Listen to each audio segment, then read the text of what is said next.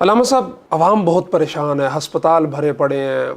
تو دین اسلام میں کون سی ایسی دعائیں ہیں، وظائف ہیں جن سے عوام کی پریشانیاں دور ہو سکتی؟ سب سے بڑی جو انسان کو ہوتی ہے کہ وہ اس پریشانیوں کی وجہ سے ایسے ایسے لوگوں کے پاس جاتا ہے کہ وہ دین کا بھی نہیں رہتا، ایمان کا بھی نہیں رہتا، دنیا تو اس کی گئی گئی۔ یہ اتنا بڑا مسئلہ ہے مار بھائی، پیروں فقیروں کا اکثر کاروبار اس کام کے اوپر چلتا ہے، بے اولادی پہ، بے اولادی کے۔ اور آپ نے اس طرح کے واقعات سینکڑوں، وہ جو آپ نے بات کی ہے کہ دنیا کی بھی نہیں رہتی، دین بھی ختم ہو جاتا ہے۔ یعنی ایک ایسی انسان کے اندر ایک یہ اولاد ہے نا، وہ اولاد کی خواہش ہوتی ہے کہ وہ انتہائی نیگیٹو عمل کرنے کے اوپر بھی عورتیں تیار ہو جاتی ہیں۔